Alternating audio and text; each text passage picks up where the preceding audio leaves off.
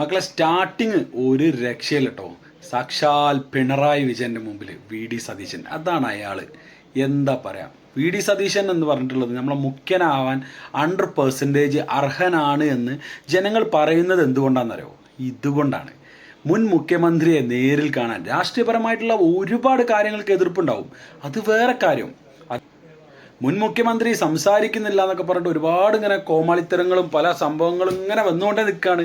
ഒരുപാട് അഭിപ്രായ വ്യത്യാസങ്ങളുണ്ട്. പക്ഷേ അതൊന്നും നോക്കാതെ മുഖ്യമന്ത്രിയെ കാണാൻ പോയതാണ് നിങ്ങൾ ഈ വീഡിയോ കണ്ടുകൊണ്ടിരിക്കുന്നത്. ഇനി നെക്സ്റ്റ് കാണുന്നതാണ് അതിനേക്കാൾ ബ്യൂട്ടിഫുൾ ആയിട്ട് എനിക്ക് തോന്നിയത്.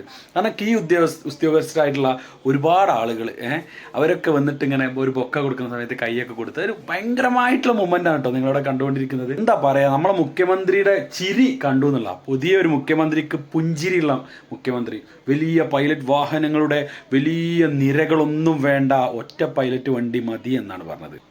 അത് അദ്ദേഹത്തിൻ്റെ ഒരു ഗുഡ് ക്വാളിറ്റി ആയിട്ട് വേണം നമുക്ക് പറയാൻ. ഇനി നെക്സ്റ്റ് ഒരു സംഭവം കൂടി കാണിച്ചു തരാം നിങ്ങൾക്ക്. ഇത് കണ്ടപ്പോഴാണ് നമുക്ക് ഭയങ്കര ഒരു എന്താ പറയുക, ആൾ കരഞ്ഞുപോയി എന്നുള്ളതാണ്. അയാളൊരു സ്റ്റാർട്ടിങ് ഒരു രക്ഷയില്ല കേട്ടോ. അദ്ദേഹം ഭരണം കിട്ടിക്കഴിഞ്ഞ് സ്വിച്ച് ഓഫ് ആക്കിയ മാതിരി സ്വഭാവം മാറുന്നൊക്കെ പലരും പറഞ്ഞിട്ട് നമ്മൾ കണ്ടിട്ടുണ്ട്. പക്ഷെ ഒന്നുമില്ല, പവർഫുൾ മാൻ, അതേ പറയാനുള്ളൂ, പവർഫുൾ മാൻ. ഒരു രക്ഷയില്ല. VD സതീശൻ നമ്മളെ ഉഗ്രനായിട്ട് നമ്മളെ കേരളത്തെ ഭരിച്ച് ഉന്നതങ്ങളിൽ എത്തിക്കും എന്നുള്ളതിൽ സംശയമില്ല എന്നാണ് പറയാനുള്ളത്. ഇനി അഥവേ എന്തെങ്കിലും മിസ്റ്റേക്ക് വന്നിട്ടുണ്ടെങ്കിൽ നമുക്ക് എതിർക്കാനുള്ള 100% റൈറ്റ്സ് ഉള്ളത് കൊണ്ട് തന്നെ നമ്മൾ എതിർക്കുക തന്നെ ചെയ്യും കേട്ടോ, അത് വേറെ കാര്യം. പക്ഷേ സ്റ്റാർട്ടിങ് ഒരു രക്ഷയില്ല.